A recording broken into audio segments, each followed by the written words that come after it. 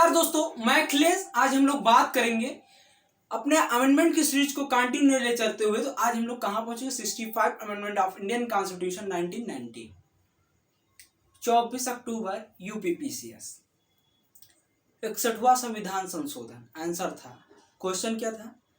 किस संविधान संशोधन द्वारा मतदान के अधिकार को वर्ष यानी उम्र घटाकर 21 से कितनी 18 कर दी गई? 61वां। और मेरा जो लास्ट अमेंडमेंट था यही था, मैंने यही तक पढ़ाया था।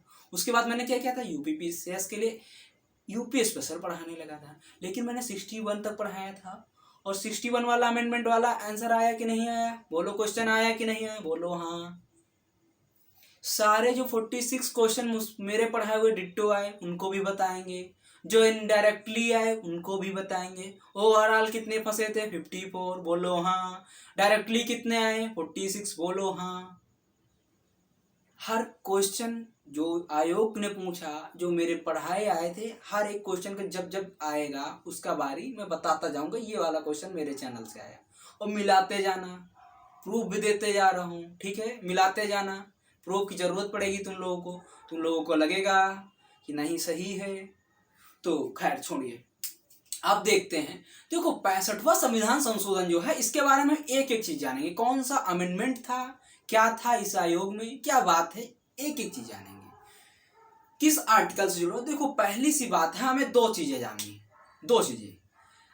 आर्टिकल नंबर हमारे संविधान का 338 जो है, ये कहता है कि अनुसूचित जात यानी अनुसूचित जात, अनुसूचित जाति मतलब समझ रहे हो ना, एससी के लिए राष्ट्रीय आयोग, राष्ट्रीय आयोग का गठन। और 338A क्या कहता है? एसटी के लिए, एसटी यानी अनुसूचित जनजाति के लिए राष्ट्रीय आयोग का गठन। क्या? राष्ट्रीय आयोग का गठन। समझे कि नहीं समझे? बोलो हाँ। यानी 338A क्या कहता है? राष्ट्रीय एसटी के लिए राष्ट्रीय आयोग का गठन, यानी एसटी यानी अनुसूचित जनजाति के लिए राष्ट्रीय आयोग का गठन। ये 338 और 338 है, इन्हीं आर्टिकल का पूरा मसला है, जो मुद्दा है। अब हम देखते हैं दरअसल बात क्या। एससी, देखो 65वां संविधान क्या कहता है, इतनी बात क्लियर हुई कि अनुसूचित जनजाति के लिए, किसमें? अनुसूचित जाति के लिए क्या? राष्ट्रीय आयोग के गठन की बात की गई। ठीक है, इतनी बात समझो। ये आर्टिकल 2 याद कर लो, समझ लो। देखो यहाँ पे लिखा है। अब हम यहाँ बात देखते हैं।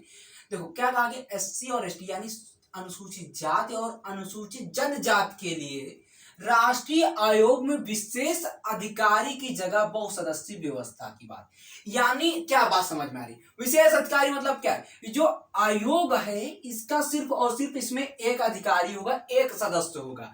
ठीक है, यानी अभी तक इस संविधान संशोधन के पहले क्या व्यवस्था है हमारे संविधान में कि जो अनुसूचित जाति है यानी एससी है, और अनुसूचित जनजाति है यानी एसटी है, उसके आयोग का, राष्ट्रीय आयोग का गठन किया जाएगा, जिसका एक अधिकारी होगा। जिसका क्या होगा? एक अधिकारी होगा। और उसका कार्य क्या होगा कि जो राष्ट्रीय आयोग है, अनुसूचित जाति है, अनुसूचित जनजाति है, उनके निरीक्षण करना, उनकी कमियों को देखना, और उसको पूरी रिपोर्ट को तैयार करके किसको देना? राष्ट्रपति को देना।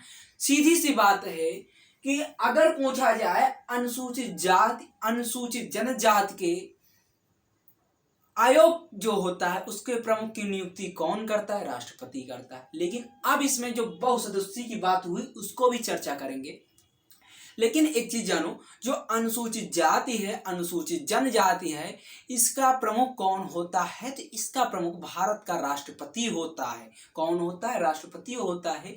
वही राष्ट्रीय आयोग का गठन करता है।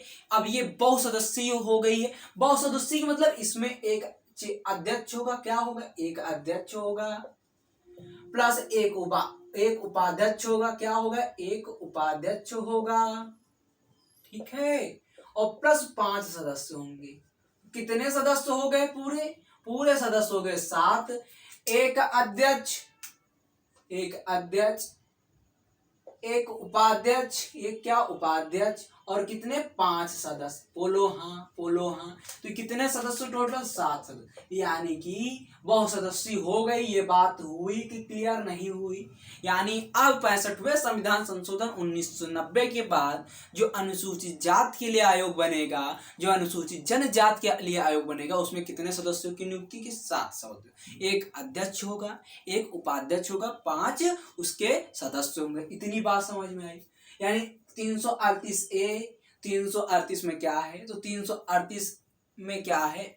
अनुसूचित जाति के लिए राष्ट्रीय आयोग का गठन, अनुसूचित जनजाति के लिए राष्ट्रीय आयोग का गठन 338 है। 65वें संविधान संशोधन के पहले यह सिर्फ एक अधिकारी इसका प्रमुख होता था, लेकिन 65वें संविधान संशोधन के द्वारा ये क्या हुआ? विशेष अधिकारी के जगह पर इसमें बहुसदस्यीय टीम का गठन किया गया, जिसका एक अध्यक्ष होता है यानी चेयरमैन होता है, एक वाइस चेयरमैन होता है और उसके 5 मेंबर यानी 5 सदस्य होते हैं। इतनी बात समझ में?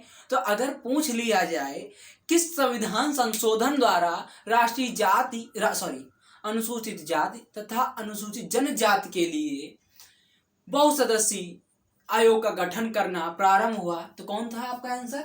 65वां संविधान संशोधन 1990। इतनी बात समझ में आई? बोलो हाँ। अगर इतनी बात समझ में आ गई है तो इनसे जुड़े हुए कुछ और आर्टिकल हैं जिनको हम आगे देखते हैं, क्योंकि अनुसूचित जाति और अनुसूचित जनजाति का मुद्दा हरदम हाईलाइट रहता है। तो इनसे जुड़े जितने भी आर्टिकल हैं हमारे कॉन्स्टिट्यूशन में, उनको हम आगे देखते, एक एक का विस्तार से चर्चा करेंगे। तो चलिए आगे देखते हैं, ठीक है? चलिए आगे देखते हैं। तो देखो हमारे संविधान की जो 5वीं अनुसूची है उसमें क्या कहा गया है? असम, मेघालय, त्रिपुरा और मिजोरम, इन 4 राज्यों को छोड़कर किनको किनको? ऐसे देखते हैं।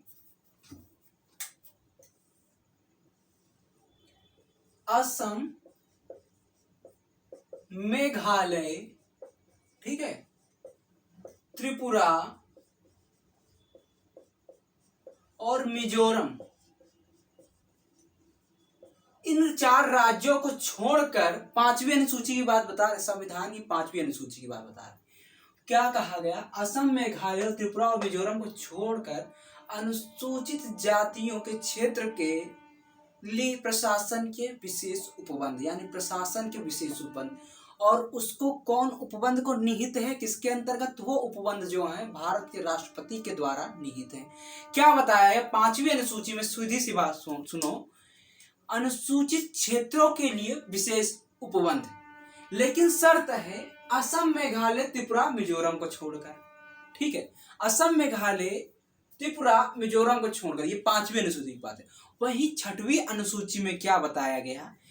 असम, मेघालय, त्रिपुरा और मिजोरम को, इन 4 राज्यों में अनुसूचित क्षेत्रों के लिए विशेष उपबंध, यानी असम, मेघालय, त्रिपुरा की बात किसमें कही गई?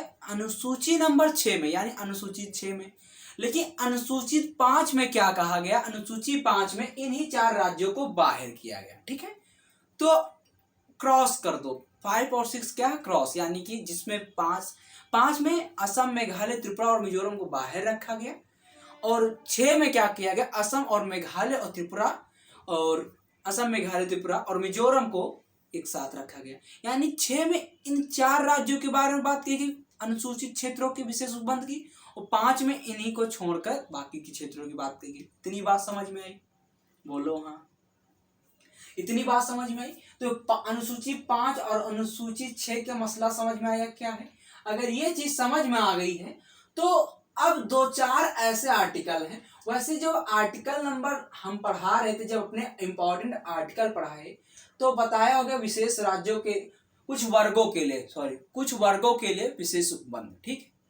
कुछ वर्गों के लिए विशेष उपबंध जब आर्टिकल पढ़ा रहे थे उसमें मैंने बताया था अनुसूचित जाति, अनुसूचित जनजाति, और उसकी लिंक मैं डिस्क्रिप्शन में दे दूंगा, आप लोग देख लीजिएगा, ठीक है? वो भी देख लीजिएगा। फिलहाल अभी हमें जानना है जो इस आयोग से जुड़े हुए, जो 65वें संविधान संशोधन से जुड़े हुए कुछ महत्वपूर्ण आर्टिकल हैं उनके बारे में जानेंगे। अगर हम सारे बताते तो दिक्कत थी, क्योंकि मैं ऑलरेडी पढ़ा चुका हूं। अगर आप पढ़ा चुके हैं या मैं पढ़ा चुका हूं तो आप लोग पढ़ भी चुके होंगे। जिन लोगों ने नहीं पढ़ा वो जाके देख ले, और जिन लोगों ने पढ़ा उनका अच्छी तरीके से पता है। तो अभी देखते हैं जो हमारा कॉन्स्टिट्यूशन का संविधान का आर्टिकल नंबर 339 है यानी 339 है, वो क्या बताता है? अनुसूचित क्षेत्रों के प्रशासन और अनुसूचित जातियों के कल्याण के बारे में संघ का नियंत्रण, यानी किसका नियंत्रण?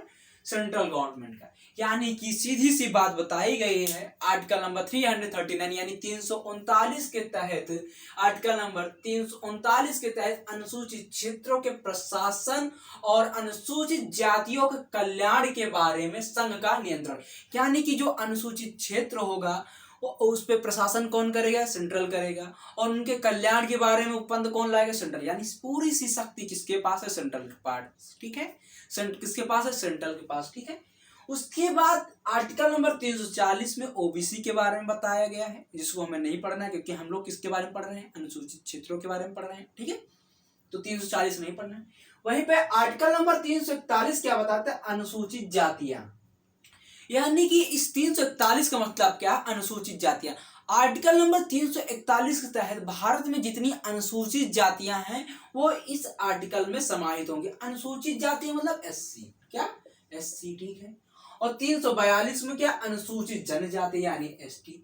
यानी सीधी सी बात है 341 और 342 के तहत भारत में जितनी अनुसूचित जातियां तथा जनजातियां हैं उनको इन आर्टिकल में समाहित किया गया है। अगर एससी है तो आर्टिकल 341, एसटी है तो 342। क्या? 342। ठीक है, ये चीज समझ में आई? बोलो हाँ।